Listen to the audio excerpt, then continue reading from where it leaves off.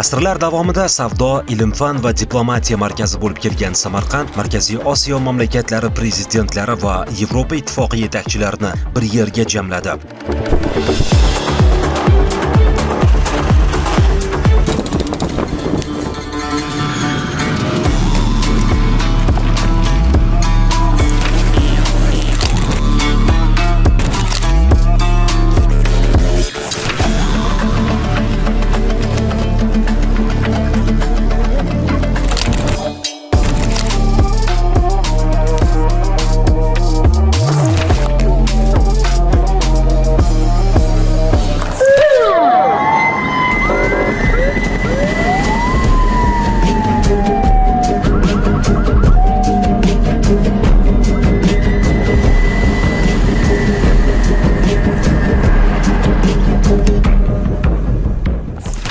Aprel Samarqanddagi Xalqaro kongress markazi. Ushbu manzil mezbonlik qilgan sammitning birinchi kuni ikki tomonlama uchrashuvlar bilan o'tdi. O'zbekiston prezidenti Shavkat Mirziyoyev dastlab Yevropa tiklanish va taraqqiyot banki prezidenti Odil Reno Basso, so'ngra Yevropa komissiyasi prezidenti Ursula von der Leyen bilan suhbat o'tkazdi. Navbatdagi uchrashuv Yevropa kengashi va Yevropa komissiyasi prezidentlari bilan o'tkazildi.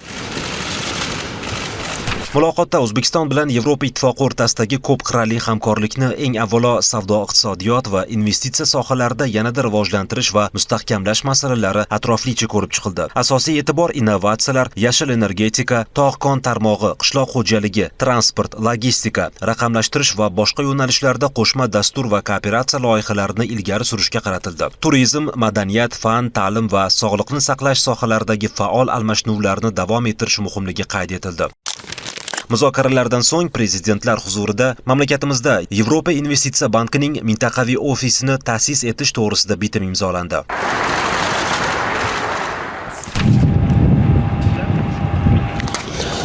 O'zbekiston Respublikasi prezidenti Shavkat Mirziyoyev, Yevropa kengashi prezidenti Antonio Costa va Yevropa komissiyasi prezidenti Ursula von der Leyen bilan uchrashuvlarni, muzokaralarni yakunladi va ana endi oliy martabali mehmonlar davlatimiz rahbari bilan birgalikda Xalqaro kongress markazi oldidagi bog'ga daraxt ekadilar. Ko'cha tekish marosimi O'zbekiston va Yevropa Ittifoqi o'rtasida do'stlik, ko'p qirrali hamkorlik va sheriklik munosabatlari tobora mustahkamlanib borayotganining yana bir ramzi bo'ldi. Shundan so'ng O'zbekiston Respublikasi prezidenti Shavkat Mirziyoyev, Yevropa kengashi prezidenti Antonio Costa va Yevropa komissiyasi prezidenti Ursula von der Leyen Samarqand xalqaro turizm markazidagi Boqiy shahar tarixiy etnografik majmuasida bo'ldilar.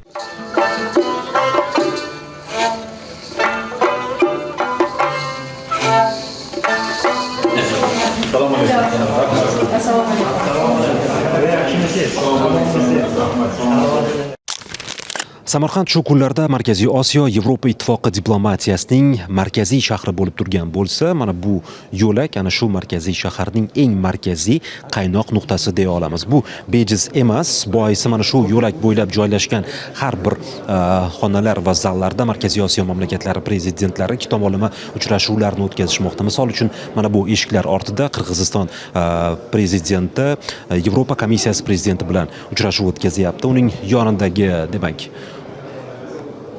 ushbu zalda Turkmaniston prezidenti Sardar Berdimuhamedov Yevropa tiklanish va taraqqiyot banki prezidenti Odil Reno Basso bilan uchrashuv o'tkazmoqda.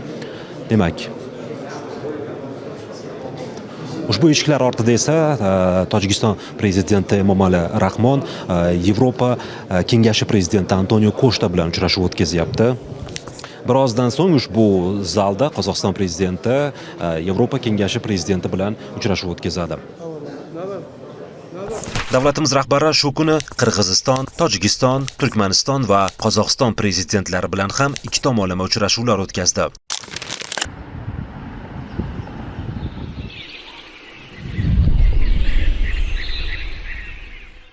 Sammitning asosiy tadbirlari 4-aprel kuni bo'lib o'tdi. Jarayonni mahalliy va xorijlik 40 ga yaqin ommaviy axborot vositalari yoritib bordi.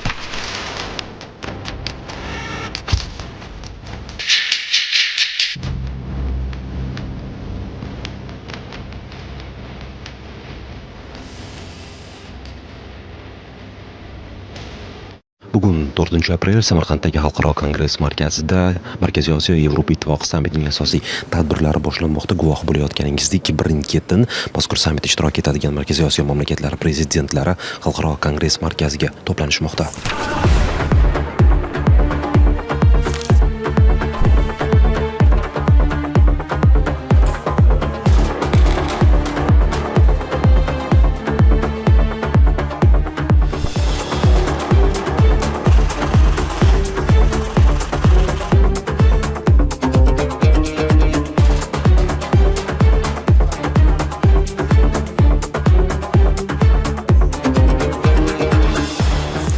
Yevropa Ittifoqi yetakchilari va Markaziy Osiyo mamlakatlari prezidentlari ana endi birgalikda suratga tushadi va buning uchun demak mana bu manzilda nuqtada jam bo'ldilar. Birozdan so'ng biz tarixiy foto suratga tushish jarayonini guvohi bo'lamiz. Prezident Shavkat Mirziyoyev raisligida o'tgan sammitda Yevropa Kengashi prezidenti Antonio Koshta, Yevropa Komissiyasi prezidenti Ursula von der Leyen, Qozog'iston Respublikasi prezidenti Qasim-Jomart To'qayev, Qirg'iz Respublikasi prezidenti Sadir Japarov, Tojikiston Respublikasi prezidenti Emomali Rahmon, Turkmaniston prezidenti Serdar Berdimuhamedov, shuningdek Yevropa tiklanish va taraqqiyot banki prezidenti Odil Reno Basso hamda Yevropa investitsiya banki rahbariyati ishtirok etdi. Davlatimiz rahbari tadbirni ochar ekan, Markaziy Osiyo va Yevropa o'rtasidagi chuqur tarixiy ildizlarga ega munosabatlar jadal rivojlanib, mustahkamlanib borayotganini mamnuniyat bilan qayd etdi. Уважаемые коллеги, развитию нашего многопланового сотрудничества способствует глубинная трансформация в Центральной Азии, которая приобрела благодаря общей политической воле устойчивый, необратимый характер. Hurmatli hamkasblar, umumiy siyosiy irodamiz tufayli barqaror va ortga qaytmas tus olgan Markaziy Osiyodagi chuqur transformatsiya jarayonlari ko'p qirrali hamkorligimizni rivojlantirishga xizmat qilmoqda. Mintaqa mamlakatlari o'rtasida ishonch va yaxshi qo'shnichilik mustahkamlanmoqda. Keng ko'lamli hamkorlik va kooperatsiya aloqalari kengaymoqda. Bundan 7-8 yil avval buning uchun hatto sharoit ham yo'q edi. Ba'zi mamlakatlar o'rtasidagi chegaralar yopiq edi. Na savdo, na tranzit, na biznes, hech qanday gumanitar almashuvlar yo'q edi. Munosabatlar shunchaki muzlatib qo'yilgandi. O'shanda hech kim yaqin kelajakda biz Yevropa yetakchilari bilan muzokaralarda mintaqamizni birgalikda namoyon etishimizni tasavvur ham qila olmas edik. Markaziy Osiyoning ochiqligi va barcha sheriklar bilan o'zaro manfaatli hamkorlikka tayyor ekani mintaqada xavfsizlik va farovonlikni ta'minlashning eng muhim shartiga aylandi. Shu yil sentyabr oyida biz Toshkentda mintaqadagi davlat rahbarlarining 7-maslahat uchrashuvini o'tkazamiz va uning doirasida umumiy kun tartibidagi barcha dolzarb vazifalarni ochiq va konstruktiv hal qilamiz. Bugungi sammitimiz arafasida tarixiy voqealar bo'lib o'tganini alohida qayd etishni istardim. Bu o'rinda gap Qirg'iziston va Tojikiston o'rtasida davlat chegaralari masalasi to'liq hal etilgani va delimitatsiya qilish bo'yicha kelishuvlar imzolangani haqida bormoqda. Yana bir bor hurmatli hamkasblarim Emomali Sharipovich Rahmon va Sadir Nurg'ojoyevich Japarovni samimiy tabriklayman. O'zbekiston yetakchisi o'rta va uzoq muddatli istiqbolga mo'ljallangan hamkorlikni yanada rivojlantirishning ustuvor yo'nalishlari yuzasidan o'z nuqtai nazarini bayon qildi. Avvalo, siyosiy muloqotni ko'p tomonlama hamkorlikning huquqiy va institutsional asoslarini mustahkamlash muhimligi ta'kidlandi. Markaziy Osiyo va Yevropa Ittifoqi o'rtasida strategik sheriklik o'rnatish haqida qabul qilinayotgan hujjat qoidalarini amalga oshirishga qaratilgan kompleks chora-tadbirlarni birgalikda ishlab chiqish va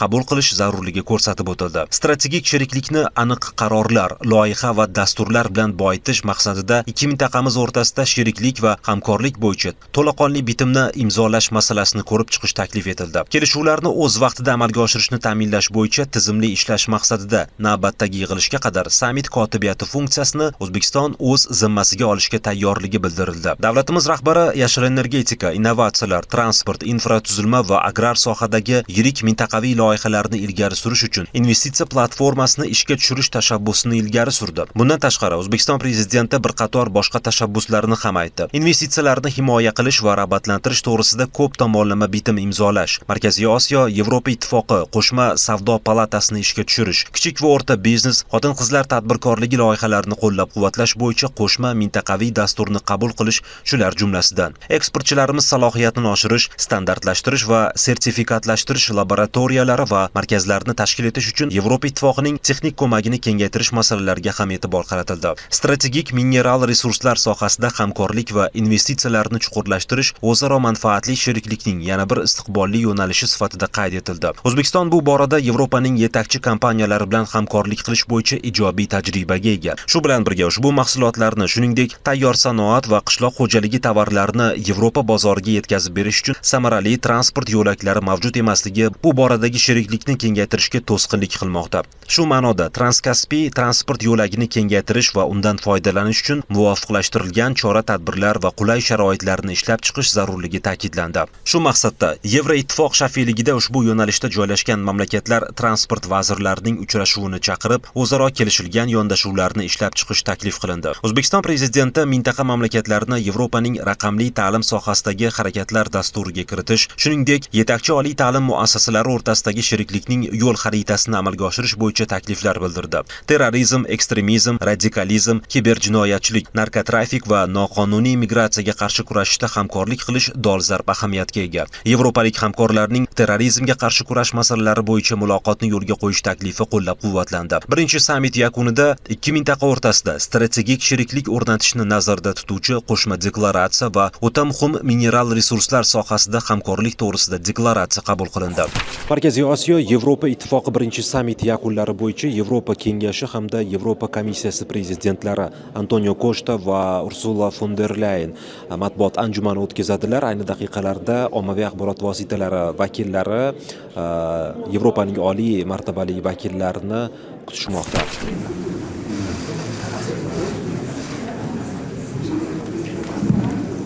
Yevropa Kengashi va Yevrokomissiya prezidentlari Markaziy Osiyo Yevropa Ittifoqi birinchi sammitining samarali natijalari bo'yicha o'z fikrlarini bayon etdilar.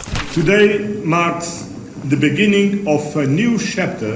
Bugun hamkorligimizda yangi sahifa ochildi. Biz aloqalarimizni strategik sheriklik darajasiga ko'tarmoqdamiz. Yevropa Ittifoqi Markaziy Osiyo uchun ishonchli hamkor sifatida iqtisodiy aloqalar, savdo va sarmoya masalalarida aloqani mustahkamlash niyatida. Shu maqsadda bu yil O'zbekiston bilan ikki tomonlama hamkorlik shartnomasini imzolaymiz. Markaziy Osiyo uchun 12 milliard yevrodan ortiq mablag' ajratilmoqda. Yevropa investitsiya banki, tiklanish va taraqqiyot banklari tomonidan moliyalashtirilgan loyihalar mintaqada nafaqat davlat investitsiyalari, balki xususiy investitsiyalarni ham qo'llab-quvvatlashni nazarda tutadi. Tan olish kerakki, Markaziy Osiyo va Yevropa munosabatlari hech qachon bu qadar kuchli bo'lmagan. O'rta Osiyo markazidagi davlat sifatida O'zbekiston biz uchun muhim ahamiyatga ega. Prezident Shavkat Mirziyoyevning mintaqa mamlakatlari o'rtasidagi mavjud muammolarni hal qilish uchun ularni bir yerga to'plash borasidagi tashabbusi esa e'tirofga loyiq.